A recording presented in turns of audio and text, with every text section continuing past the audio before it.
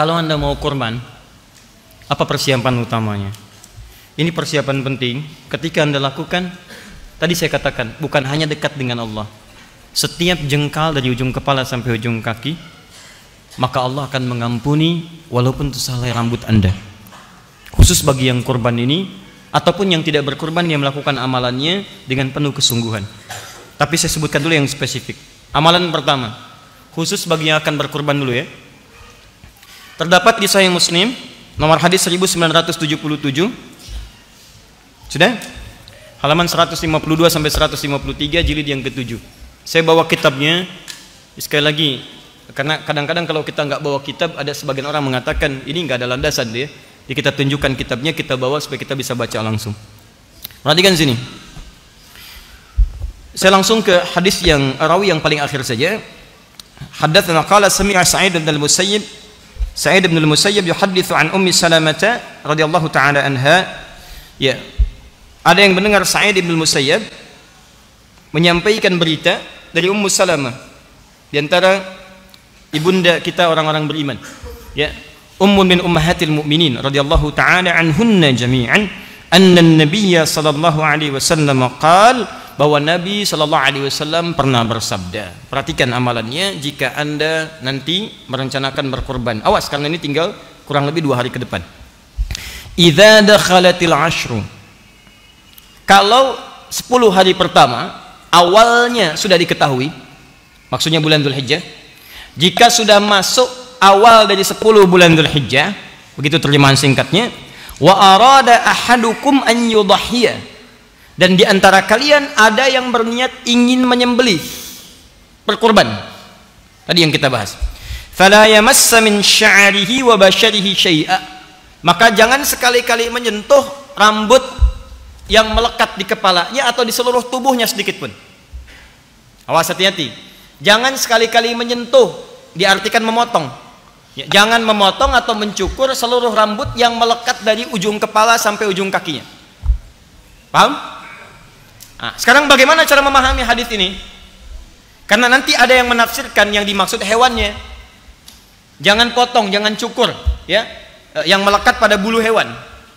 Nah, dari mana taunya? Misal, ini saya dapatkan, ini sudah lama sebetulnya, tapi saya selalu selipkan dalam kitab ini. Ini ada terjemahan nih. Ini ikhtisar Sahih Muslim. Ikhtisar itu ringkasan. Pernah diringkas oleh Syekh Muhammad Nasiruddin Al-Albani.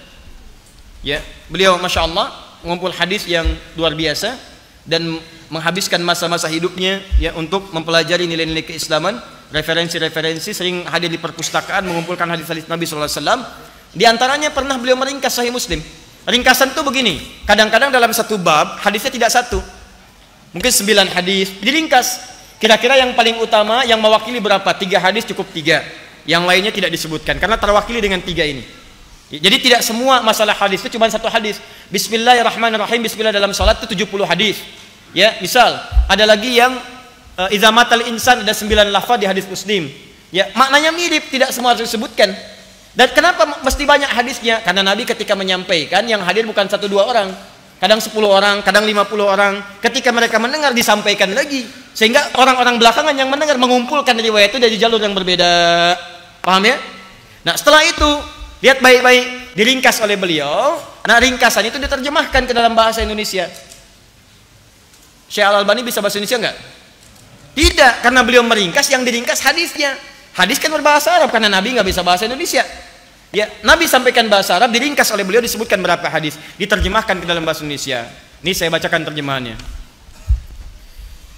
Apabila 10 hari pertama telah tiba dan seorang di antara kalian bermaksud hendak berkorban, maka janganlah dia mengambil bulu dan kuku binatang korbannya. Bulu dan kuku binatang korbannya. Saya bacakan hadisnya. An Ummi Salamah sama qalat, qala Rasulullah sallallahu alaihi wasallam, man kana lahu dhibhun yadhbahuhu fa idza uhilla hilalu dzil hijjah fala ya'khudanna min sya'rihi wala min adfarihi syai'a hatta yudhhiya. Bersumber dari Ummu Salamah radhiyallahu ta'ala anha, ia menuturkan Rasulullah SAW bersabda, barang siapa memiliki binatang yang hendak disembelih sebagai korban, apabila awal bulan Dzulhijjah telah tiba, maka janganlah dia mengambil sedikit pun bulu dan kuku binatang korbannya hingga dia menyembelihnya. Nah, diterjemahkan kemudian dengan jangan menyentuh ataupun memotong, mencukur bulu yang melekat pada hewan kurban atau kuku hewan kurbannya. Jelas? Jadi ada terjemahan seperti ini. Ya, sementara kalangan memahami demikian, tapi juga ada yang memaknai dengan pemaknaan yang lebih kuat. Dan ini saya cenderung kepada pemaknaan ini, nanti di atas namakan dalil-dalil berikut. Yang dimaksud dengan ini semua, larangan mencukur.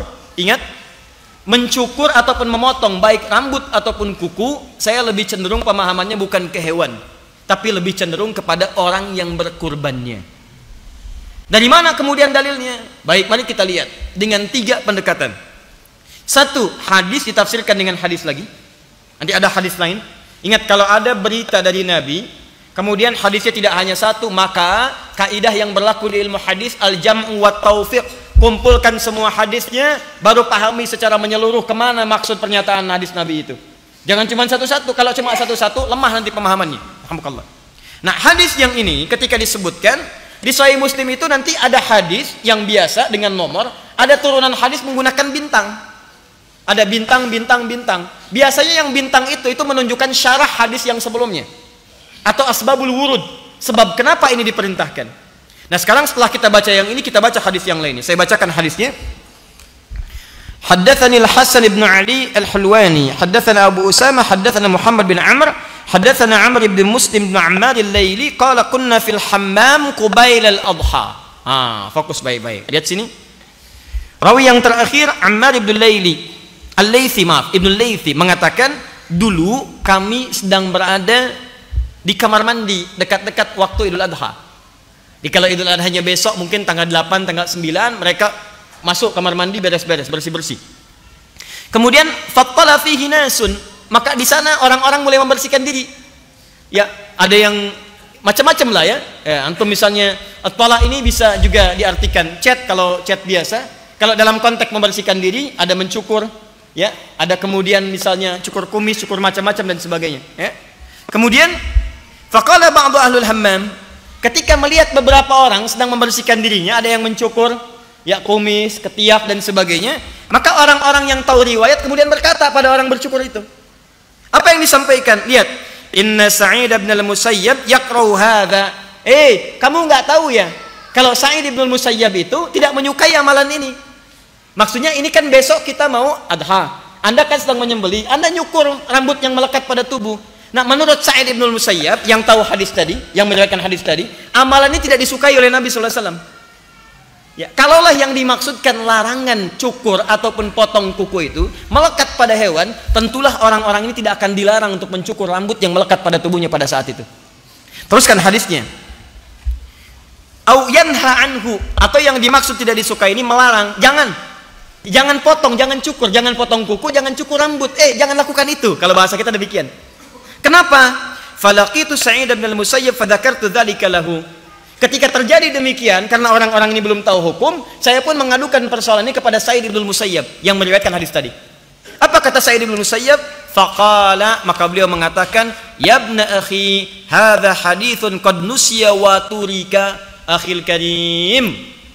Mereka mengamalkan sesuatu lupa dengan hadis Nabi. Ada hadis Nabi mengatakan jangan potong, jangan cukur. Hadis ini sudah banyak dilupakan dan ditinggalkan isinya. Jadi ada amalan bagi orang yang tengah akan menunaikan kurban, jika sudah akan berkurban tanggal 1 sampai dengan 9 atau sebelum hewannya dipotong, jangan cukur, jangan potong rambut, semua rambut yang melekat pada tubuh. Plus jangan potong kuku sampai hewannya disembelih. Paham? Kalaulah yang dimaksudkan hewannya, tentu Sa'id bin Musayyab tidak akan mengatakan itu. Dan beliaulah yang meriwayatkan hadis ini. Paham? 1. Dalil pertama. Yang kedua, perhatikan sini. Ini disebut bashar. Bashar ini jelas menunjuk pada kulit manusia. Sya'ar dan basar. Kalau sya'ar saja bisa saja hewan. Tapi ketika sya'ar bertemu dengan bashar, maka ini menunjukkan rambut manusia, bukan bulu. Ingat, yang melekat pada manusia itu rambut. Kalau hewan bulu, jangan salah. Ini bulu ketiak, bukan rambut ketiak. Bulu itu hewan. Bulu ayam, bulu angsa, ya, bulu kambing, bukan rambut kambing. Kalau antum menyebut kambing itu rambut, tidak ada beda dengan antum. Paham ya? Ya, jadi hewan itu bulu, ya. Kalau manusia apa? Rambut. Nah, di sini disatukan antara sya'ar dengan bashar, sedangkan manusia disebut dengan bashar 35 kali kalimat bashar disebut di Quran. Basharain 1 kali. Bahkan kalimat pertama ketika menciptakan manusia, bashar. Quran surah 15 ayat ke-28. Wa idh qala rabbuka lil malaikati inni khaliqun bashara. Saya menciptakan seorang bashar. Kenapa disebut dengan bashar? Menunjuk kulitnya yang beda dengan kulit binatang. Lain, kulit manusia lain dengan binatang. Silahkan cek. Berbeda.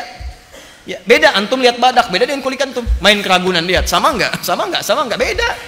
Ya, cuman Darwin yang sama, biarin aja dia, kita enggak ikutan. Paham ya?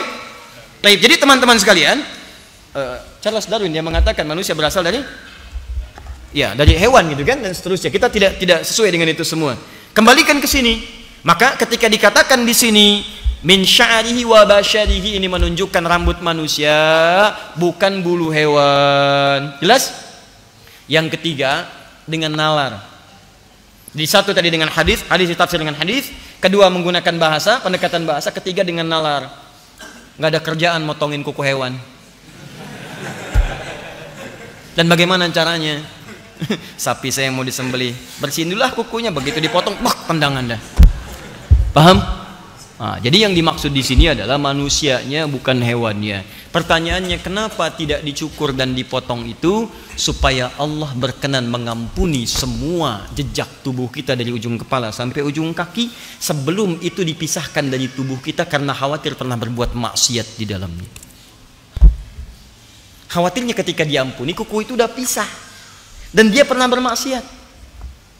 Bukankah tangan yang menulis status yang tidak jelas itu ada kuku di dalamnya?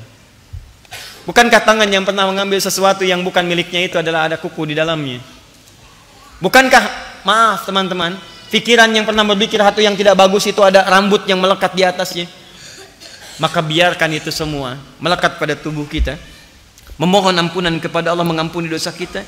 Begitu disembelih hewan itu, selesai kita kemudian berdoa, maka Allah berkenan mengampuni tubuh kita dari ujung kepala sampai ujung kaki, sekalipun itu cuma sehelai rambut yang melekat pada tubuh kita.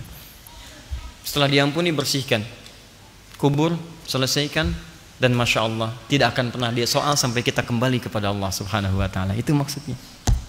Jelas ya? Ya. Tapi kita menghargai tafsiran yang lain tanpa harus menyalahkan yang lainnya. Ingat prinsip saya selalu menampilkan ini loh. Kalau ada perbedaan-perbedaan saya tampilkan. Ini pendapat yang ini, pendapat yang ini, dalilnya ini. Muqaranahnya, perbandingannya begini, tarjihnya yang kuat yang ini. Ini mungkin tidak terlampau kuat. Tapi kalau mau diamalkan, saya tidak bisa paksa Anda. Silahkan, saya itu pilihan. Ya, saya diutus untuk memberikan misalnya tampilan dakwah, bukan untuk paksa orang. Nabi aja diutus untuk mengajak, bukan maksa. Ya, fadzakir innama anta mudzakir lasta alaihim bimusaitir. Muhammad ingatkan, tugas kamu mengingatkan, bukan maksa orang. Muhammad SAW makhluk paling mulia, Rasul, Nabi, orang mulia, ya, dekat dengan Allah, orang paling takwa. Kata Allah, tugas kamu bukan paksa orang, kamu mengingatkan, ajak orang. Adi Hidayat, Nabi bukan, Rasul bukan, maksum tidak. Kedekatan kepada Allah jauh dibandingkan Nabi Muhammad SAW. Kemudian Adi Hidayat ingin paksa orang. Adi Hidayat siapa? Ya, siapa? Nabi bukan, Rasul bukan, cawapres juga bukan. Susah. Ada aja. Jelas ya? Sudahlah, tidak.